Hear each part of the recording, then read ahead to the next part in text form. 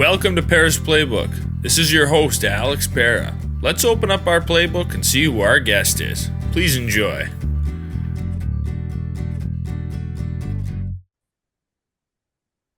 Welcome to episode 231 of Pera's Playbook. Today we're joined by Erik Reichenbach. He was a Survivor contestant on Micronesia and Caramoan, and we're happy to have him on the podcast today. How's it going, Erik? Hey, it's good. Things are good. We were just talking about the weather. It's nice out, even though it's like March. So yeah, we're doing all right. Yeah. Even this for the UP, it's not snowing. Like 24 degrees isn't the greatest, but like we've had a couple days that have hit 50 recently, so I mean Oh yeah. it's been nice. I have some family in northern lower peninsula, it's like Traverse City type of area. They just got slammed with that big snowstorm, which I'm sure you guys saw as well. We missed most of it where I was at. Like Marquette Oh, got a lot of it. okay. Everyone was prepped for the worst. We had a blizzard warning that was like, oh, it's gonna get 2 feet of snow and 70-mile-an-hour winds. So they Yeah. canceled. By Sunday afternoon, everything was canceled for Monday. Courthouse was closed, the Oh schools were yeah. closed, all the businesses, and then we ended up getting like 3 inches of snow. So Oh, that's like like nothing. it Okay. went way south of us and then like Huh. clipped everyone in the central UP. But Okay. Marquette had like records broken and like people were opening their doors and the snow was to the top of their door, trying to dig out. Yeah. Yeah. That's what they got. That's what they got where my family was too, down in kind of Traverse City area. Yeah. So you're from Pinckney originally? Yep. So like Pinckney, I think was that's like my school district and all that stuff. And then Yeah. and then when I applied for the show, they really loved that I worked in Hell, Michigan, which is it's like a township. Like it's so small that it was like not considered like an actual place that a lot of people live. I think it's like a population of 52 technically. But I could claim that I was from hell, like an ice cream man from hell, because that's where I worked. I worked right there in town. But yeah, very small. Pinckney's a small town too. So just small town Michigan area. And were you at Eastern Running when you applied for the show? Yeah, I was running to Eastern Michigan on the cross country team, indoor track, and then outdoor track teams. And I was like a mid distance guy. So that's for people who don't know, that's like 800 meters was my race. So that's 2 laps around a track. And then sometimes I did the mile, which is 4 laps, that kind of stuff.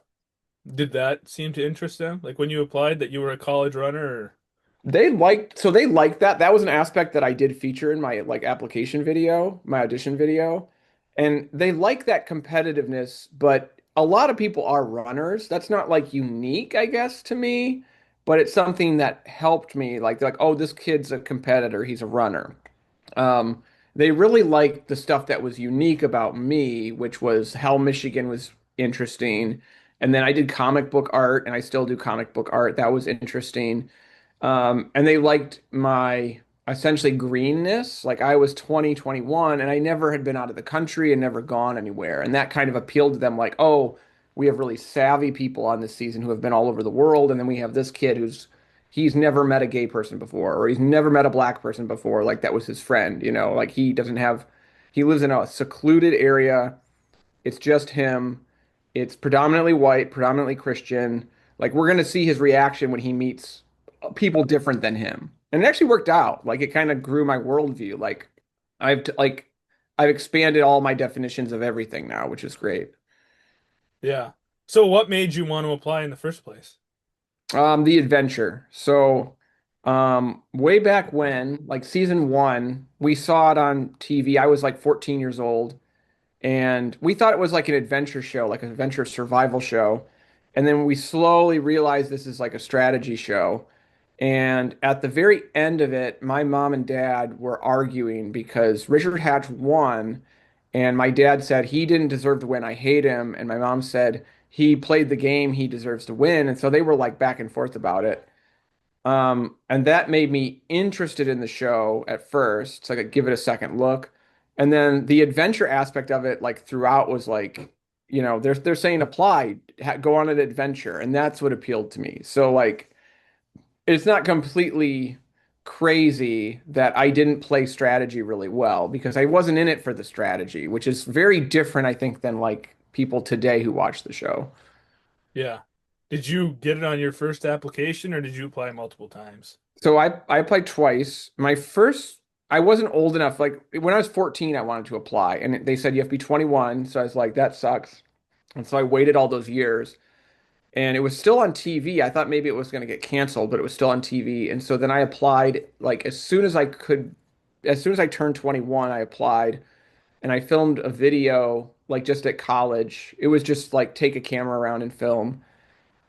They called me back 3 months later, which is like way past the window of time to actually get on the show. And they said, the person I talked to said, we found your video really late in the process, but we love you. Please apply again. And so my second video, I spent a lot more time on it. I had like three hours of footage and I had to edit it down into 3 minutes, and they love that application. They called me back in like a week and they said, you're being fast tracked. You're coming to LA right now to do everything. And I owe a lot to that audition. That audition tape really like that made all of this possible because I got ahead of, that's like the bottleneck. Like tons of people apply for Survivor. So to get like through that giant pile of people to actually be considered, that's really a statistical miracle in a way. I've applied twice, and I'll probably Okay. apply again.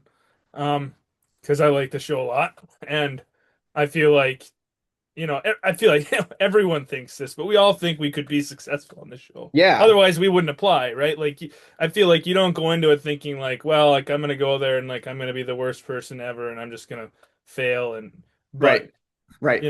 yeah, I've applied twice. Never heard anything, but I also know Here, there's a lot of people that have applied like there eight is. times. That's the toughest part. So what's really weird and kind of crummy about all this is that it takes a different person to play the game than to like audition for the game. So like it's all like in the game, it's like competitive. How competitive are you? How smart are you? All that kind of stuff.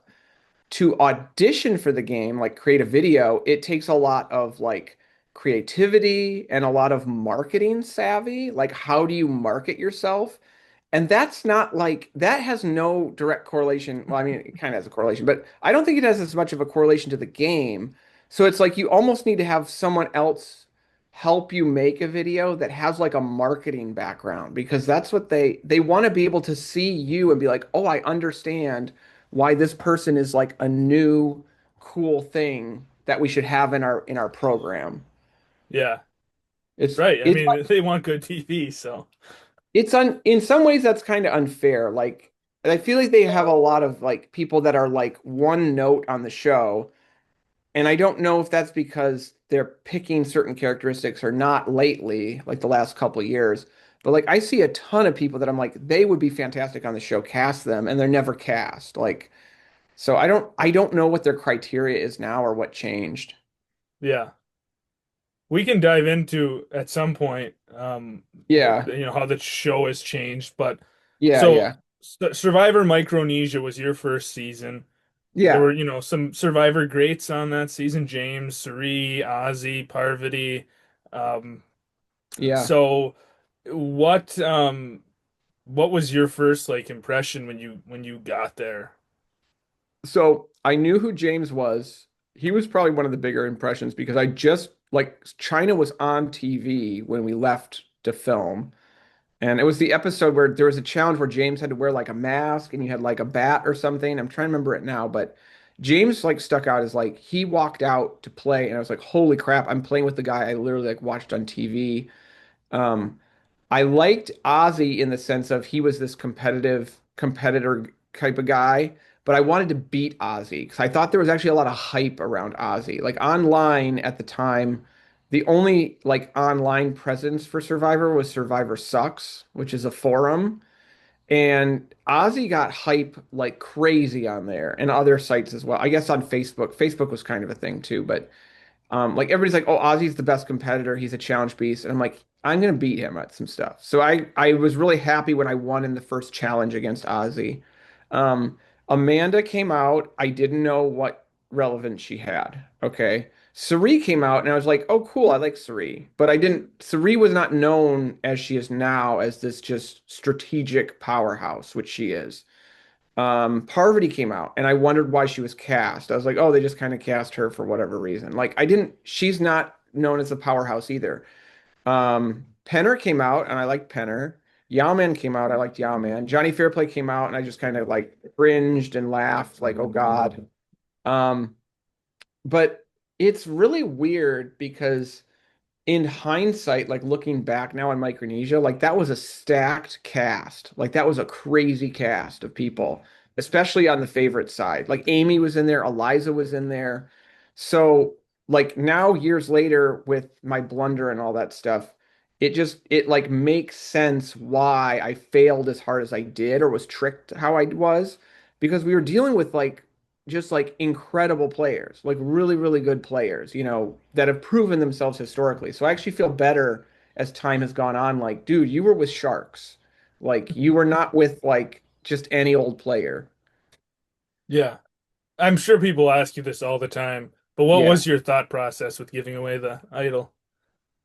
Um, I'll try to simplify it because it was like in phases. It was like no way in hell for like the first couple hours. And then the girls started playing their parts of like Amanda and Parvati were like not talking to me or mad at me. Natalie said, I'm mad at you, but here's a way you can get back into my good graces. And Sari was kind of like a mother in a way of like, it's okay, you'll get through this game. You just have to do these things. Like she was the nice, like good cop, bad cop kind of. And it just wore on me. It wore on me for like 2 or 3 days. And then I just wanted out of there. Like by the end of it, it was an emotional decision of like, I feel pressure from every side. Everybody hates me. There's no relief. If I do this, there's a chance it'll work and I'll be like a survivor legend for that reason. And then there's a chance it'll fail and I'll be a survivor legend for a different reason. But I wanted to give away immunity because of that emotional pressure that I felt. It was like everybody that I've been friends with for a couple days hates me. Yeah. It's not like you're the only survivor that has misplayed an idol either, right? There's other Yeah, people that have gone home. Didn't James go home with two idols in his pocket in one season? it's true, but it's a little different when the default was keep it. The default is not do an action. I did an action, Yeah. lost. Like James didn't do an action and lost because he chose not to play those things.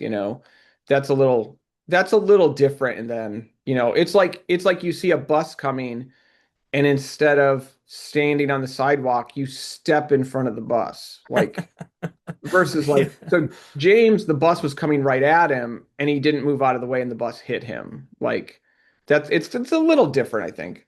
Yeah. Right. So when you got voted off, in the time after, were you, pretty like, I want to get back on the show, or did it, what was your process to then coming on Caramoa? So it was a couple years in between. Um, Micronesia was awesome, like life changing. Like that changed my life easily. I was connected with so many like past survivors and fans of the show, and like it was awesome. So I had some piece of me that was content from doing that. Like I didn't probably, if they never would have asked me to go back, I would have felt content and I would have been fine.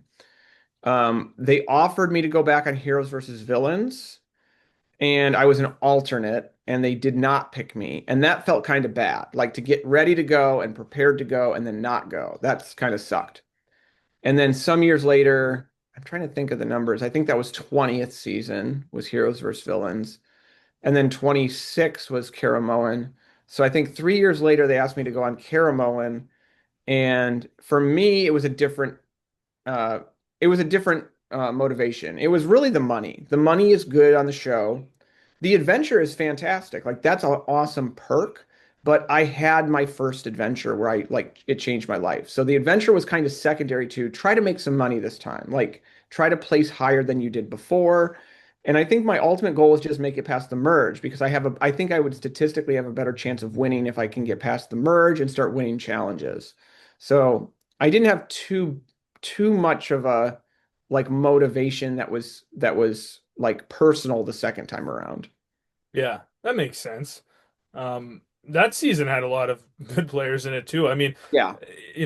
Malcolm, Andrea, Cochran, You had some Yeah. interesting players like Brandon Hance and Phillip and the Stealth R Us alliance. Yeah, With yeah. Phillips Phillips an interesting dude, and I think he's playing a character on the show, like kind of like a watered down Boston Rob. And I figured this out after the fact. Like I hated Philip on Caramoan. I was annoyed by him because he was very much a bully. And then I sat next to him at a charity event, like signing autographs and stuff. And I just talked to him like normal, and he is completely different. He was like just like a chill dude. And I was like, after the fact, I was like, dude, Philip, you're actually kind of a nice guy. Like you weren't on Caramoan. And he's like, oh yeah, that was the game. That was the game. So I've come around on Philip after the game, but I hated him in game. Like I thought he was just awful. Do you think that's the case with a lot of survivors? They put an alter personality when they're on the show just to play the game? Most of them are true to who they are. I think that's tr I think that most people play the game true to who they are in real life. I think it's tough to go like that many days. You can come in if you want. I think it's tough to go that many days in a row pretending to be someone that you're not. I think it's too tough to do that. Yeah, that makes sense. I mean, to keep up that fake, especially Right, when you're not getting sleep, you're not right. eating to the level, you're exhausted.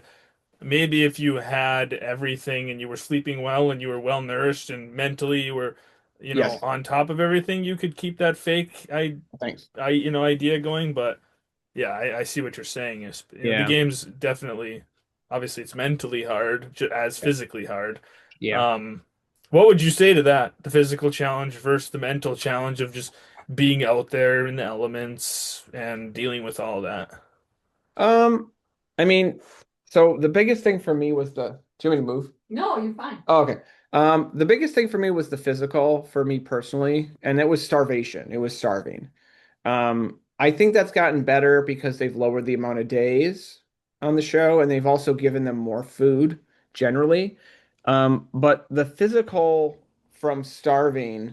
exhaustion from starving, that affects your everything, mental, your ability to run or jump or whatever, or hunt or build a shelter.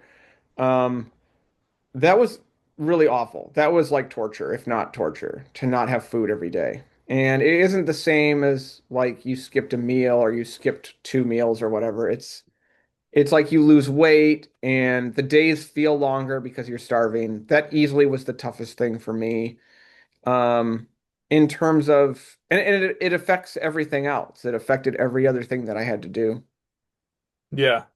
And you were medically evacuated out of Caramoa? Caramoan, yeah. That was because of, we believe, a reaction to penicillin. So I had a cut on my leg. It got infected at some point, like close to the end. They did their med checks one day at like before tribal council, and they saw that I had a fever. And so they said, here's some penicillin. We're gonna prescribe this for you. You're still in the game, you're still playing. Take this penicillin with some water. And I did.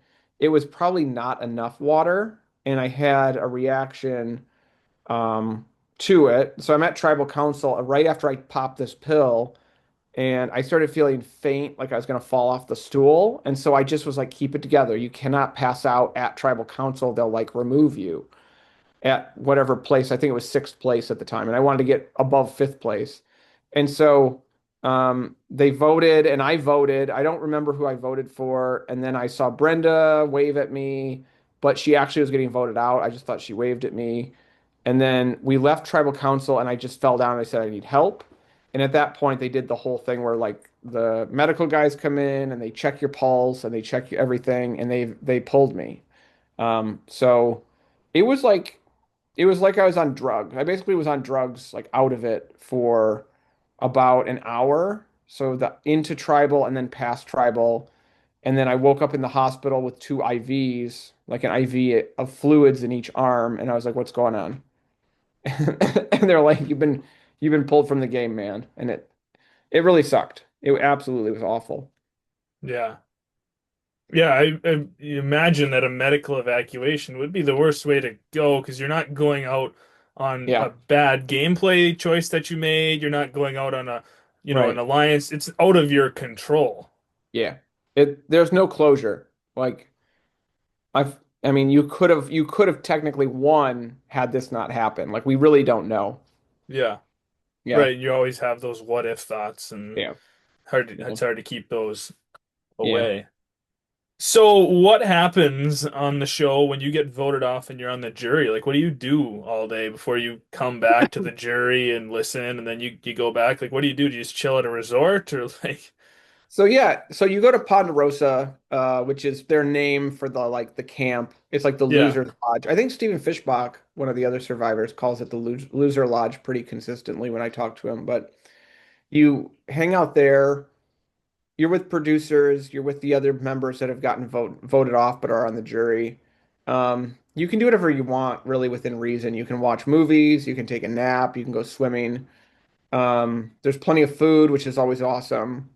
In my experience, everybody at Ponderosa drinks a lot, like a lot of alcohol, especially coming up to tribal. And so there's a lot of seasons where I've always wondered, like, why do people look so weird on the jury booth on the chairs? And a lot of them are just drunk. They've had a lot to drink and they just go to tribal, because they just have to be present. You're not asking questions at tribal. You're just sitting there and reacting to what you see. For Micronesia, they filmed like a web series for the first time called I think it was called Ponderosa, just called Ponderosa. And at the time, they didn't know if it would be successful or not, but I guess a lot of people love that, like love the first season of Ponderosa. And then they stopped doing it at some point because I don't think they did it. Well, maybe they did it for Caramoan, I can't remember. But you're just hanging out. Like the game's over. Um, some people are still bitter, so they kind of like try to convince you to vote a certain way, but it's pretty chill. Ponderosa is pretty nice. Yeah. And has it been like that for every season? They still have Ponderosa now. They They still have it. They just don't film. I don't think they film the series like the any kind of like show about it. But yeah, it's been like that pretty much every time. Yeah. So what are your thoughts on them changing the game, shrinking it down to 26 days, making it more intense but shorter? Yeah. Um, there's parts I like and parts I don't, and parts that are fine.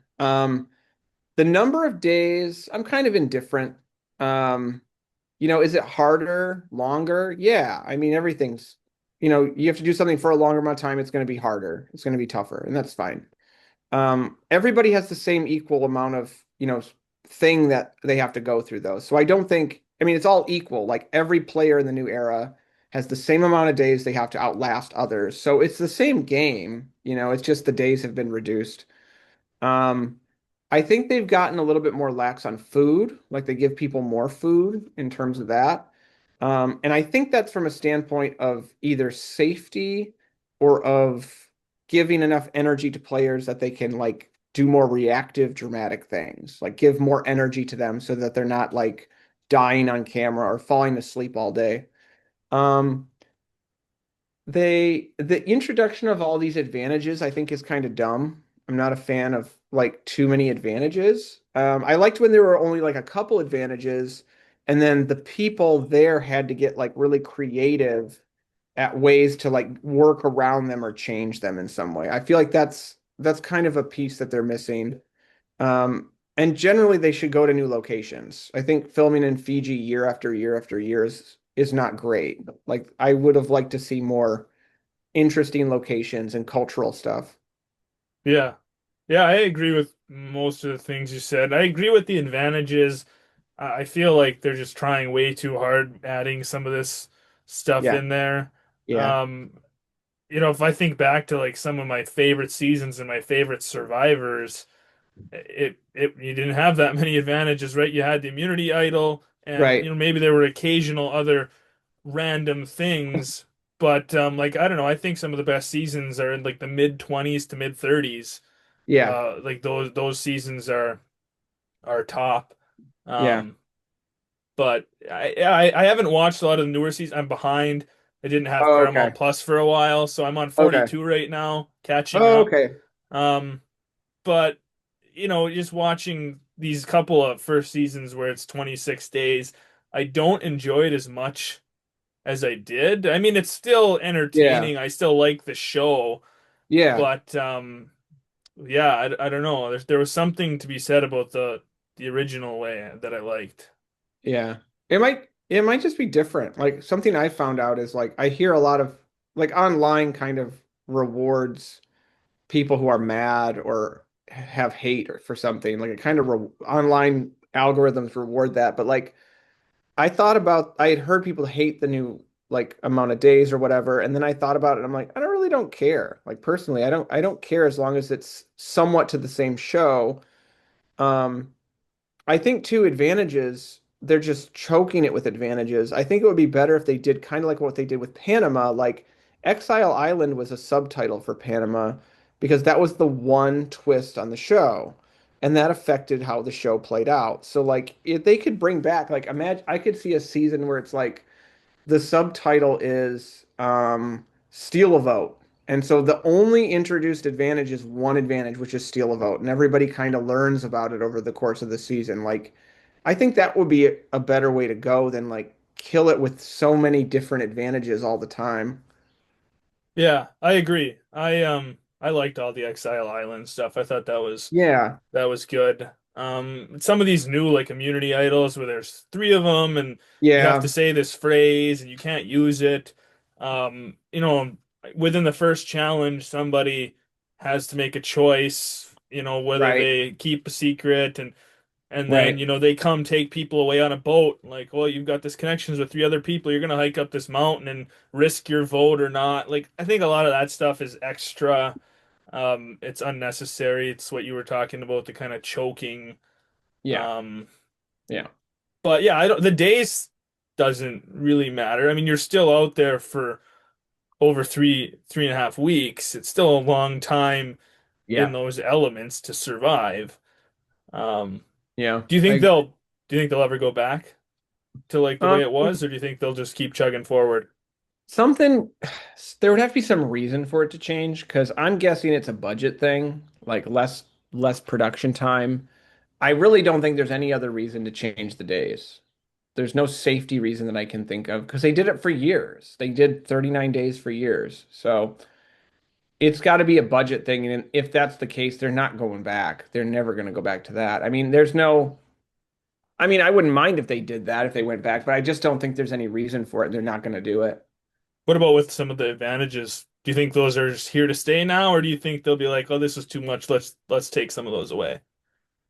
I find it I mean, fans have been crabbing about this online for a while now, for a couple seasons, since probably since 42, even before that, that you're now watching. So, are they gonna admit that they did something wrong?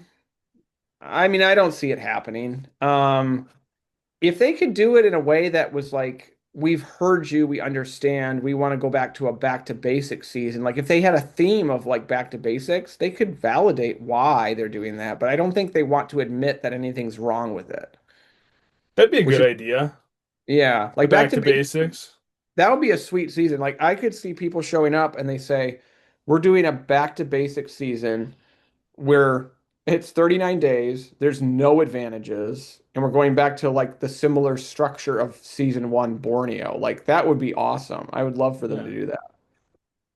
Yeah, that would be really cool. And maybe they could, if they wanted to have a few players from those older seasons, you know, come in and one on each tribe or something, Something, somebody yeah. that had experience in those original seasons. Um, that could be Yeah. a cool way to approach it. I'm gonna message Yeah. them right now. I'm gonna say, I'll make the logo for them. I'll say back to basics. That would be sick, actually. So you just said you're going to message them. How much of a connection do you still have within the Survivor world? Oh, when I mean message them, I mean like I'll post a video and Okay. I'll tag them on it and see if they do Yeah. anything. Yeah. Are But you no, I still don't. connected to other contestants? So You know, I'm loosely connected, pretty much social media. So I can message like pretty much any survivor that I have talked to in the past and be like, "Hey, what's up?" And they'll talk back. In person, we all kind of live all over the place. So I've only seen them other survivors in person at like big events. Like I happen to be in Chicago for work or something, and they're having a party there, and there's some survivors that show up. I'll go see it and connect. But it's really like acquaintances. Like when I'm in the same area as them, like we just kind of pick up like wherever we left off. So Not regularly, I guess. And is there any connection with Probst after the reunion show? Like, have you Not talked for to him since? not for me. I know some players do talk to him. Like I want to say like well, Boston Rob, obviously, they're like best friends. And then Cochran, I think, has a relationship with him in some capacity. And Mike White is who's someone you'll see in later seasons. He has a relationship with him, but like I'm out of that sphere. So no, I do not have any kind of connection with Jeff Probst. Okay. And would you ever play again if the opportunity arose? So I definitely would. Right now, though, I'm trying to focus on. I have a little guy. He's 4 years old. He would not understand like what's going on if I disappeared for that amount of time from his life, Right. and it's like too important to just disappear. So, I would probably put a hiatus on going back for like 4 or 5 years until he's more grown up and he understands like what would be going on if that were to happen. Yeah, for sure. So you're a graphic designer, illustrator. Um, so let's talk about that for a little bit. Yeah. I mean, I graduated with a degree in watercolor, but you can't really do anything with that. Like it's not a career really. It's like a kind of a pointless degree. But from that, I worked in different jobs where you're illustrating. So like the grocery store Trader Joe's. I worked for them for a while doing signage, so like doing hand-drawn signage and chalkboards and stuff. It's basically illustration. And then from that, I started to move over into more digital stuff, like websites, advertisements, all kinds of different collateral for businesses. And now I work at a pretty big company that's called Cision, and they're like a marketing technology company. And I do graphic design for them. And it's like we work with like every major brand that exists. Like there's all kinds of awesome, awesome clients that we have. And I do graphic design on all sorts of stuff for them, like on this global team, and it's pretty awesome. In my like my illustration roots are still there. I still do comics about each episode of Survivor, and I publish them pretty regularly in like a book online. And then I've been to Comic-Con at least once for doing illustration for a comic book that someone talked to me about making. They were a writer, they needed an artist, so they teamed up with me, and I basically provided them art for their comic book, and we were able to go to Comic-Con and be on a panel, which was really cool. Yeah. Wow, that is really cool. So you do like graphic design for your company at work as your Yeah. main job, but then you still do like comic books and illustrations as a hobby on the side? Yeah, it's like a hobby. It's like a hobby business. Because what'll happen is I get a lot of commission-based work with this hobby. Like people know me from Survivor, or they see my artwork because of, I made a fun of an episode on TV.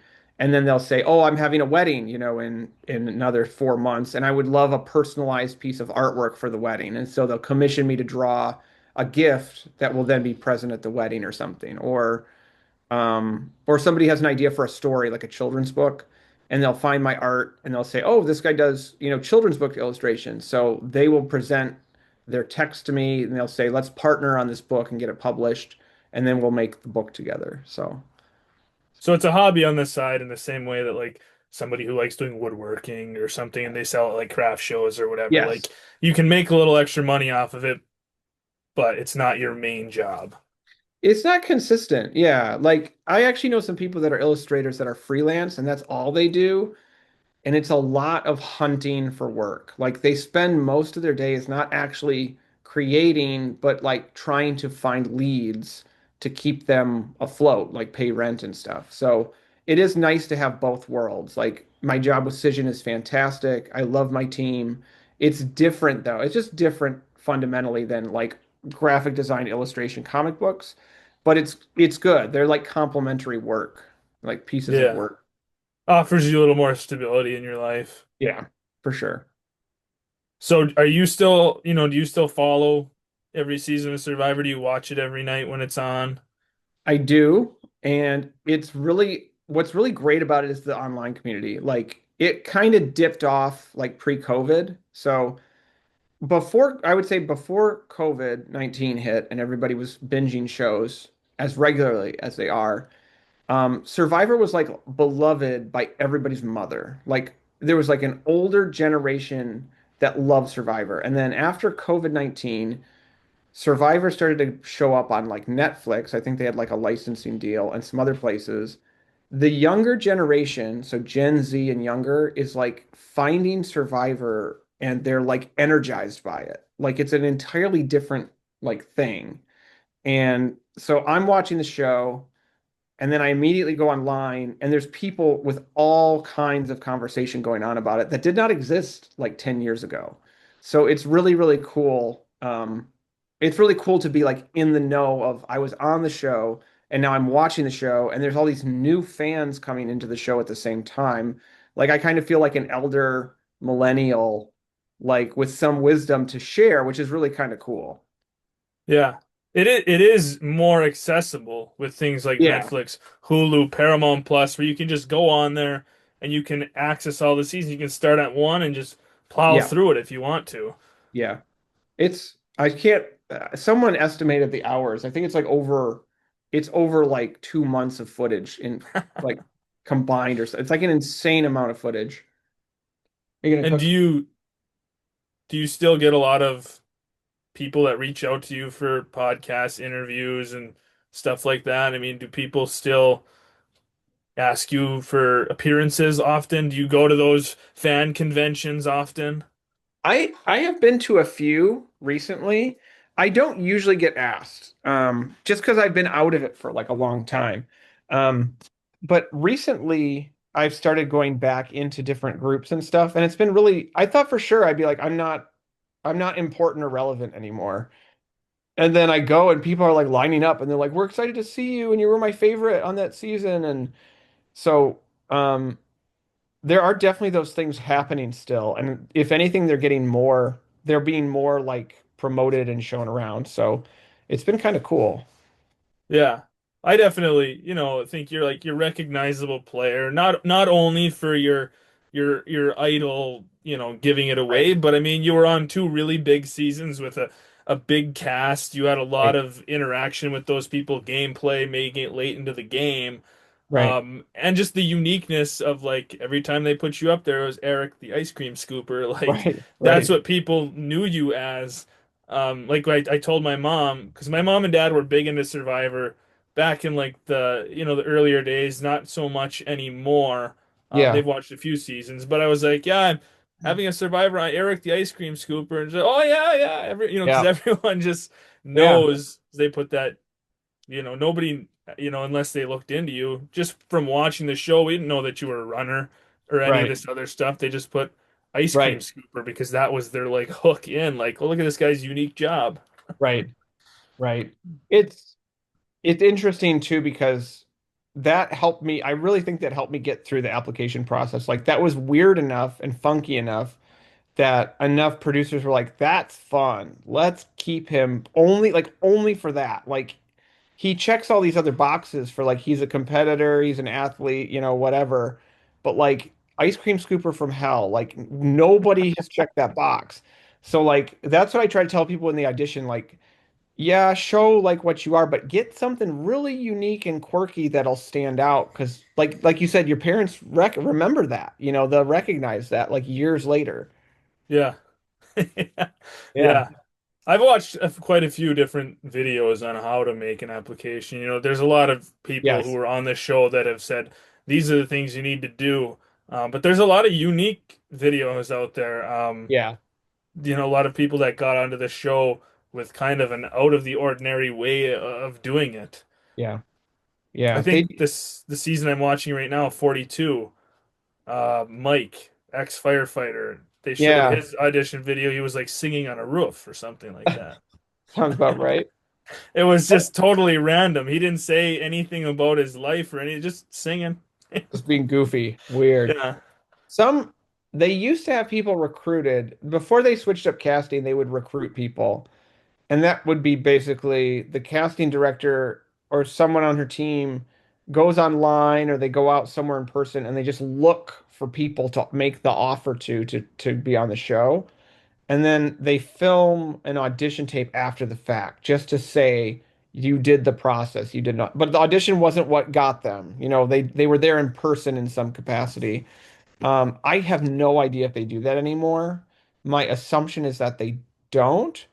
But Mike's video, that kind of sounds like too weird, too weird to be an actual audition, but maybe it is. Yeah. So do you think that's how they got like the former athletes and like actors and like celebrities on that was recruiting? I think so. I would say so. I mean, unless those people are very much Survivor fans, or they have like a publicist, and the publicist is like, you should do a reality show, Survivor's looking for this or whatever. Maybe that's how they got on there. Um, Everybody's story is a little different, so you have to like it's unique to every single person. So maybe that's the case, maybe that's not. Right.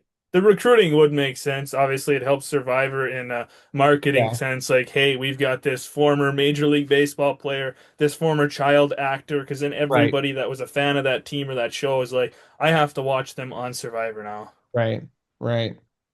Yeah, it's weird. It's it's unlike any other kind of thing because it's a competition, but it's also entertainment. So it's like I think there's people that apply only thinking about one or the other. Like they're only applying because they're thinking about the entertainment value they can provide and they want to be famous in some capacity.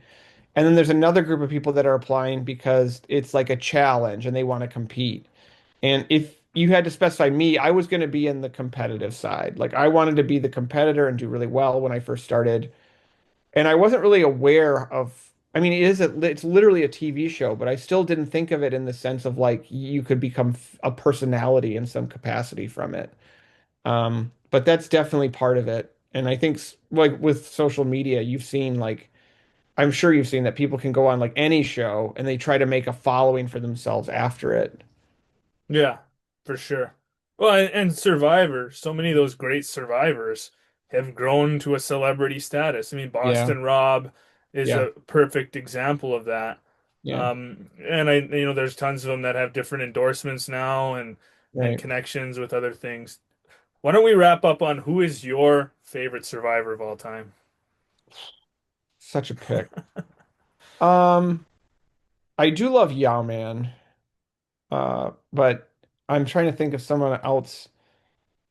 Like, I mean, Yao Man's a favorite of a lot of people. There's a lot of like people that stand out as favorites. Like Rupert for a long time was a favorite that I Yeah. had. That was more when I was younger.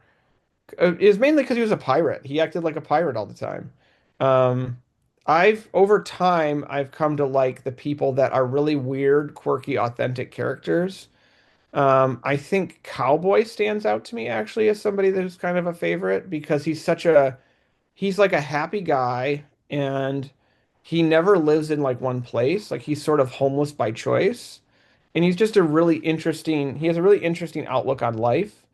And I went and hung out with him for a little bit when he lived temporarily in like Key West and got to know him a little bit. And he seems like he's just a really interesting character, like a really unique, interesting personality.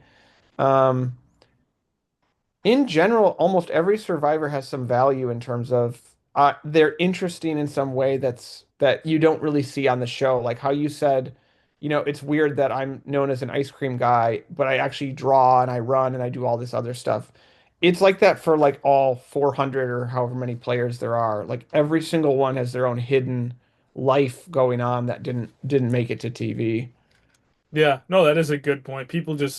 A lot of people just see whatever the show shows them. That's Yeah. the only thing they know about that character. Yeah, exactly.